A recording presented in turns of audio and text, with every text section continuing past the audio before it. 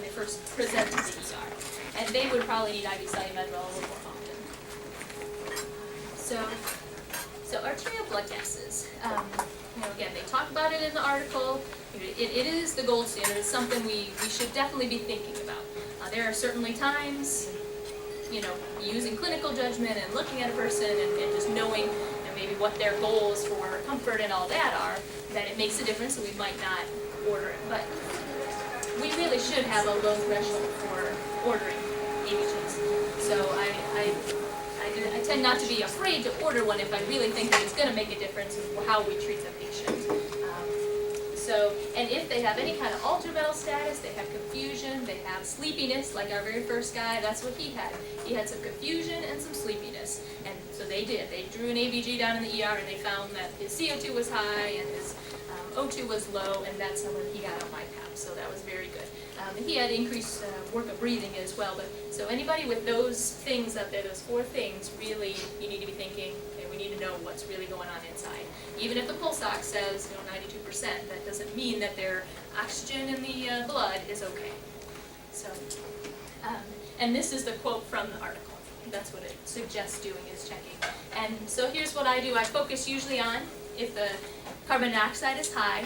And for any of you that were here for the DKA talk a couple months ago, the CO2, where it says CO2 on the labs, on that basic metabolic panel, that is not the CO2, it's not carbon dioxide, that is a representation of the bicarbonate.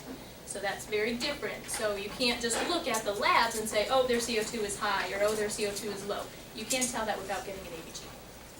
So, or I look at their oxygen. You want to know if their oxygen level is low or if it's okay. Now, we almost never get an ABG on room air, and that's okay.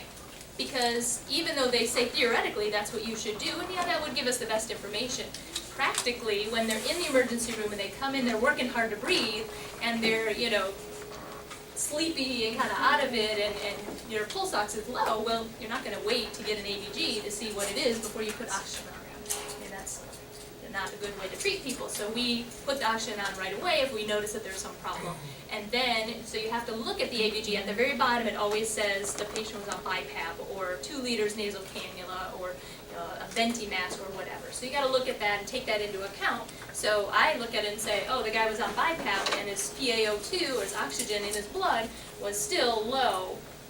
That's a red flag that, we need to be doing some definite treatment and watching him really close. Or maybe it's really high and it's because of the oxygen source, and that's good. So we know we're effective with our BiPAP, so that's good. And so whenever you're going to use BiPAP, though, you want to get an ABG so that you know where you're starting and you can tell where you've gone or how you've improved things, hopefully, as the patient is using that. So now, indications for intubation. Obviously, the person is continuing to have respiratory distress, or their oxygen level keeps going down or stays down despite the BiPAP, or that stands for non-invasive positive pressure ventilation. So BiPAP is the main one that we use here. And then also, if they have these other problems, if they come in with an acute MI and they're having a COPD, it's kind of flared up their COPD, they might need to be intubated so that you can do all the other stuff and send them, to get their catheterization and all that. Or if they have some severe sepsis, those things, those people are at very high risk of just crashing kidneys. And then down here, this is all what the article talks about. It actually gives a quite low threshold of when to intubate. Based on an ABG, they say a pH that's less than 7.36, which a normal pH is right around 7.4, and the 7.35 to 7.45 usually is known as the normal range. Well, 7.36 technically is in that normal range, right? But it's at the low end, so that's acidotic. It's because the CO2 is high. And they say CO2 more than 45 indicates the need for mechanical ventilation. Well, we have had people here whose CO2 was 100, and we were like, put them on some BiPAP, they'll be fine, right? So, it's not a definite, yes, you have to intubate every single person who's CO2, because some people who have COPD and have had it for years and years, their carbon dioxide might actually have a baseline of 50. They just might. So, obviously, we don't just intubate everybody because of those numbers, but you really have to think about that. Here, this is The American Thoracic Society, they do a lot of guidelines, and they have a whole huge thing about COPD, which is really great. If anybody wants to know, the website, you can just go on to Google and type that in for COPD, and it talks about COPD chronic as well as exacerbations. But what they say is that if the CO2 is anywhere from 45 to 60-ish, then you might want to think about intubating. If their respiratory rate is greater than 24, even without the BiPAP and things, then you might need to think about that. So just keeping that stuff in the back of your mind. Some of our patients do meet this criteria. A lot of our patients meet this criteria, at least when they first get to the emergency room or when they first get up to 2 South. They really do. So they're severely ill, and COPD can be a very dangerous disease. The exacerbations can be very scary. So you definitely, we keep it in mind. Hopefully we don't have to actually continue that. Once we treat them, they'll obviously get better. So the treatment, there are 4 main things to treat exacerbations of COPD. The first one is short-acting bronchodilators. So nebulizer treatment, we get albuterol or ipratropium. That's the Atrovent. A combination of those two is Duonebs, right? We use those all the time. Then steroids, we can either use IV steroids or we can use oral steroids.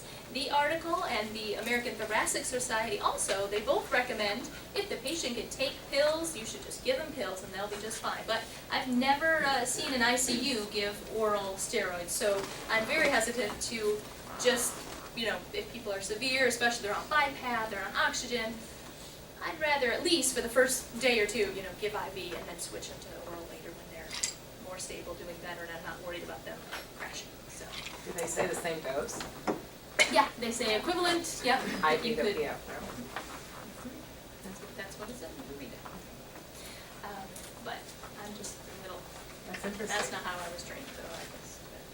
But I've seen, especially people on oxygen and things, I find that they come off of that faster if you're a little more aggressive at the beginning. And that doesn't necessarily mean that you have to keep them on IV steroids for 6 days in a row. It just means, that first day when they get to the ER, they get the big dose, 125 of salmeterol, and then they might get a day or 2 of IV, and then you can switch them to oral once they're a lot better, But, and people are different, and again, the guidelines say so, we can certainly try it, but I'm a little more aggressive in general, I think, when people are sick. So, antibiotics, this is what I like to use. If I'm going to do oral, I generally do doxycycline. If I'm going to do IV, I usually do Rocephin because I think it covers pretty broadly whatever what we expect to be, I guess, in the lungs, causing a bit of an infection with the COPD exacerbation. And all these things, the reason that we do this stuff is because there's been all kinds of studies that have shown that if you give these things, people tend to get better faster. So same thing with the antibiotics. Most of the time, if you were to do a sputum culture on every single person that came with a COPD exacerbation, they would probably, 80 or 90% of them would have something growing in there, something that's causing infection. So they get better faster, so we go ahead and use it. And then supplemental oxygen, and that, again, it says respiratory therapy because Deb's going to talk about all the different types of oxygen that we can give and how we can give it. All right, so to discharge people and prevent readmissions, we're doing lots of different things now, and Medicare likes us to do, but we're also doing lots of, common sense things that we've always done. You want to try to get the person off of the oxygen, or if they were already on home oxygen, get them back to their baseline level of oxygen, and then you'll know that they're closer, getting ready to go home. Or if people are at least willing to use home oxygen, even for a short amount of time, they could potentially shorten their hospital stay. We could shorten some hospital stays by doing home oxygen, even if it's just for a week or 2 after they leave. Sometimes it just takes people, especially as people get older, to a longer time to recover, for their lungs to recover from an exacerbation. And as they have more and more exacerbations over the years, they tend to get worse and worse and worse. And so sometimes home oxygen permanently also can be necessary when they leave. And then they need to be down to about nebulizers every 4 hours while they're awake or less. So like if they can tolerate, every 6 hours or whatever, something that they would be able to do at home themselves. Then, they're getting close to being safe to go home. And a lot of times we change people over to an inhaler, and we teach them how to use an inhaler with a spacer. If they've never been diagnosed before, like our case number 2 lady, she never used an inhaler, she didn't, know. So a lot of times we can switch it, but studies have shown in that one that if you use a spacer, those are basically equivalent to a nebulizer treatment. So people who they don't have to have a nebulizer machine at home, they can use the little inhaler, take it with them, carry it around everywhere they go. And then they should be able to walk around, or whatever their baseline is, you want to get them back to that. So we do a lot of COPD education. Tasha goes in and sees them. Deb and all the respiratory therapists go in and see everybody. I'm sure they get tired of hearing us say over and over and over, these are the things to look for when you're getting sick. Or I always tell them, now that you know you have COPD, if you get a cold, it's not just going to be a cold. It's going to go right down to your lungs. So you have to go see your doctor right away, or call them, or do something. Start using your inhaler every 4 hours. You gotta do something. You can't wait a week, because then you're here with us. So, and then smoking cessation. We spend a lot of time telling people to stop smoking, and sometimes they do, sometimes they don't. But if they all did, they would probably do a lot better, and their exacerbations would probably be less than the 1.3 times a year average.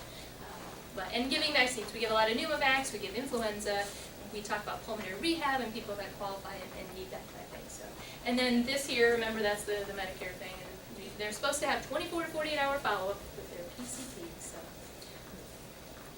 So, always have to call, and sometimes it's hard to get people in like that, but that does seem, hopefully, to help keep them from coming in. Okay, so back to case number 1. This is our guy that was on the BiPAP. So here is the normal ranges of an ABG. So you take a look at that. So this is what he was when he first came in. His PCO2, carbon dioxide, was up to 64. So it was right at that threshold of, we might need to intubate him. And his pH was 7.35. The cutoff of theirs on their article was 7.36. We didn't intubate him, and he did okay. But just so you know, this is the kind of thing that they're talking about. It's very, very low threshold, so you definitely have to think about it. Now his oxygen, he was already on 6 liters of oxygen, and his PaO2 was only 62. So the normal, should be at 75 to 100. Now with COPD, sometimes those people, their oxygen is never going to be 100, and it might actually run. He might have a baseline of around 70. But, you still got to think about that. It took 6 liters to get him there. So, and then anyway, so he went on BiPAP for, it was 3 hours, but it was really, that was 3 hours since the initial ABG was done.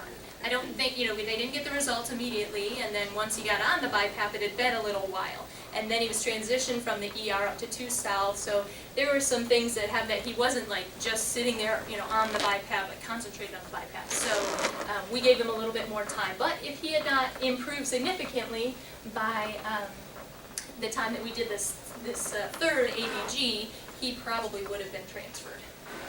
And that's what we were looking at. We did that ABG again to make sure that he was improving on the BiPAP, and he was. So finally his CO2 came down to 48. He was much more awake and wanted to eat lunch, so we were able to switch him over. So once off the BiPAP, he did well, and his medications were tapered over the next couple days, and he went home with his usual home oxygen, and he got a 24 to 48 hour follow-up with his